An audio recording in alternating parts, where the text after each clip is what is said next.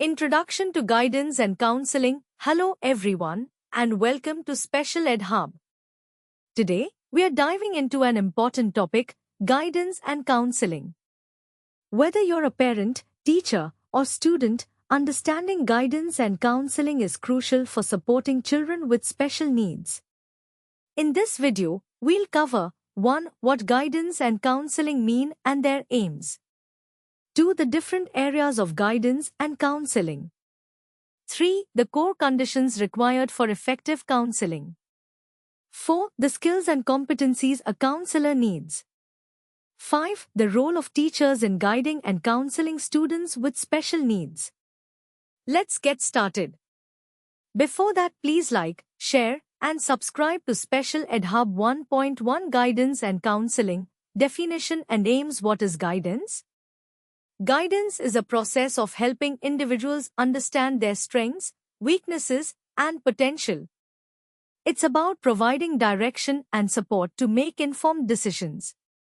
Let us understand it. Some examples: helping a child with ADHD choose extracurricular activities that match their energy levels and interests, like sports or art. And guiding a visually impaired student to use assistive technology like screen readers for their studies. What is counseling? Counseling is a deeper, more personal process. It involves helping individuals deal with emotional, social, or psychological challenges. Some examples are supporting a child with autism who feels overwhelmed in social situations by teaching them calming techniques. Helping a child with Down syndrome build self-confidence through positive reinforcement and encouragement. Aims of guidance and counseling. 1. Personal development, helping individuals understand themselves better. For example, a child with learning disabilities learns to recognize their strengths in creative tasks.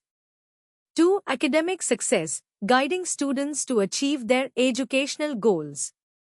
For example, a child with dyslexia is taught strategies to improve reading comprehension. 3.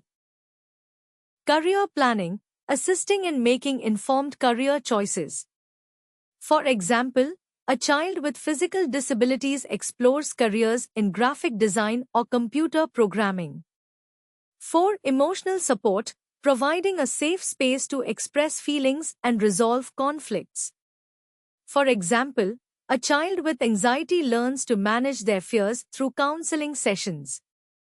1.2 Areas of guidance and counseling. Guidance and counseling cover several key areas. 1. Educational guidance, helping students with academic challenges, study habits, and subject choices. Let us understand it. Some examples: a child with ADHD is taught time management techniques to complete homework. A child with hearing impairment is provided with sign language interpreters in class.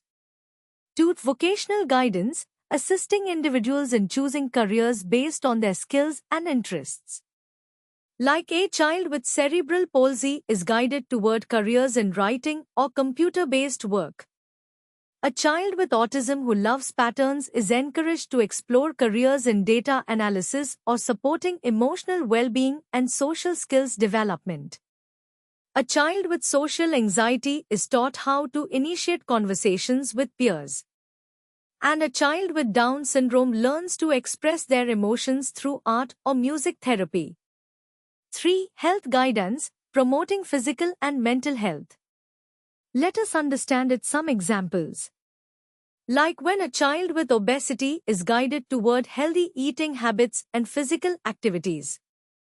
A child with depression is encouraged to participate in mindfulness exercises.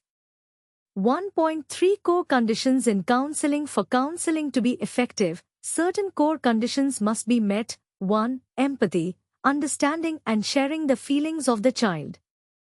A counselor says, "I can see that you're feeling frustrated because the other kids didn't include you in the game. That must have hurt." A teacher notices a child with autism is overwhelmed by noise and says, "I understand this is too loud for you. Let's find a quieter place." 2. Unconditional positive regard, accepting the child without judgment, no matter what they say or do. A child with speech delays takes time to form sentences, and the counselor waits without interrupting. And a child with anxiety needs extra time to complete tasks, and the teacher reassures them, take your time. There's no rush. 4. Cultural sensitivity, understanding and respecting the child's background and values. A counselor learns about a child's cultural traditions to better connect with them. And a teacher incorporates stories from different cultures into lessons to make all students feel included. 5. Confidentiality, keeping the child's information private and secure. A counselor explains to a child, what you tell me stays between us, unless you're in danger. And a teacher ensures that a child's learning plan is shared only with relevant staff. 1.5 Role of teacher in guiding and counseling students with special needs. Teachers play a crucial role in guiding and counseling students with special needs. 1. Creating an inclusive environment, ensuring the classroom is welcoming and accessible for all students. Let us understand it. Some examples. A teacher arranges desks to accommodate a child in a wheelchair. And a teacher uses sensory-friendly lighting and noise-cancelling headphones for a child with sensory processing disorder. 2. Identifying needs, observing and identifying the unique needs of each student.